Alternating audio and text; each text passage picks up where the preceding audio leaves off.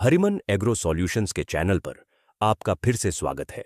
किसान भाइयों, क्या आपने कभी सोचा है कि हम फंगसाइड तो इस्तेमाल करते हैं, लेकिन कौन सा फंगसाइड किस रोग के लिए सबसे बेहतर होता है? और क्या आप जानते हैं कि अगर हम एक ही फंगिसाइड को बार बार इस्तेमाल करते हैं तो फफूंद उस दवा के प्रति प्रतिरोधक यानी रेसिस्टेंट हो जाती है? आज हम इस वीडियो में जानेंगे कि फंगिसाइड कैसे काम करते हैं, इनके कितने प्रकार होते हैं, कौन सा फंगिसाइड किस रोग के लिए सबसे बेहतर होता है। किसान भाइयों, फंगिसाइड कैसे काम करते हैं, इसे समझना सबसे जरूरी है। फंगिसाइड को उनके काम करने के तरीके के आधार पर दो हिस्सों में बांटा गया है, कॉन्टैक्ट और सिस्टमिक। कॉन्टैक्ट फंगिसाइड पौधे की पत्तियों पर एक सुरक्षात्मक परत बना देती है। यह परत फफूंद को पत्तियों के अंदर प्रवेश करने से रोकती है। यह दवा उसे अंदर नहीं जाने देती।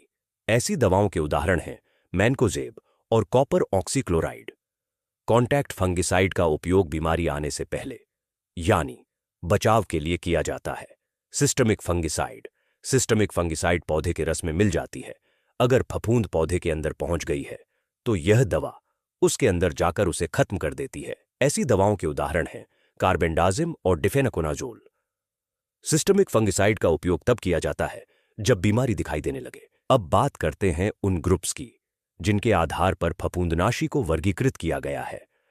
हर ग्रुप का अपना अलग काम करने का तरीका होता है, जिसे हम मोड ऑफ एक्शन कहते हैं। नंबर 1, group M, multi site interaction. यह सबसे ज्यादा इस्तेमाल किया जाने वाला ग्रुप है। इस ग्रुप में आने वाली प्रमुख दवाएं हैं मैनकोजेब, कैप्टन और कॉपर आधारित फफूंदनाशी। इनका उपयोग फसल की शुरुआती अवस्था में या बीमारी आने से पहले किया जाता है। इनका मुख्य उद्देश्य फसल को फूंद से बचाना होता है। इस ग्रुप की खासियत यह है कि फूंद इनके खिलाफ कभी प्रतिरोधक नहीं बनती। यह ब्लाइट, पत्ती झुलसा और अन्य सामान्य फूंदी रोगों के लिए बहुत प्रभावी है। Number 2, group 3, ट्राइजोल group. इस ग्रुप की दवाएं पौधे के अंदर जाकर फूंद को खत्म करती हैं। सबसे ज्यादा इस्तेमाल की जाने वाली दवाएं हैं टेबुकोनाजोल, प्रोपिकोनाजोल और हेक्साकोनाजोल। इनका उपयोग तब किया जाता है जब पत्तियों पर पीले या भूरे धब्बे, जंग या झुलसा दिखाई देने लगे। यह ग्रुप क्यूरेटिव यानी इलाज करने वाला ग्रुप कहलाता है। यह लीफ स्पॉट, रस्ट और पाउडरी मिल्ड्यू जैसी बीमारियों में बहुत असरदार है। Number 3, group 11, स्ट्रोबिलुरिन्स। यह सबसे एडवांस ग्रुप माना जाता है।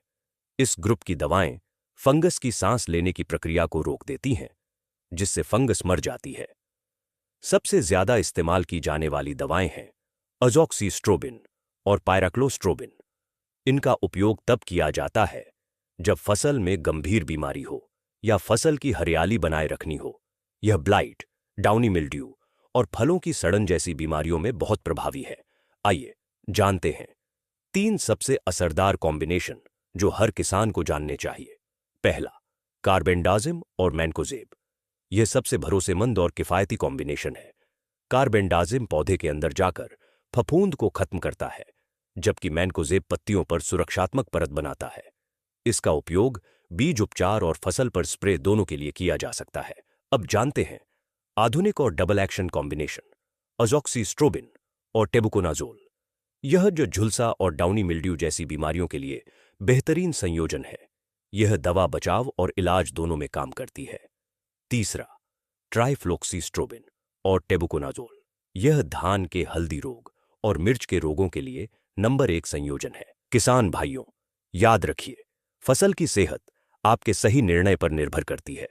सही समय पर सही फफूंदनाशी और उसका सही कॉम्बिनेशन ही आपकी मेहनत को सफल बना सकता है। दवा हमेशा सोच समझकर चुनें। मात्रा और समय का ध्यान रखें, क्योंकि यही छोटी छोटी सावधानियां आपकी फसल को बड़ी बीमारियों से बचाती है। हरिमन एग्रो सॉल्यूशंस हमेशा किसानों के साथ है।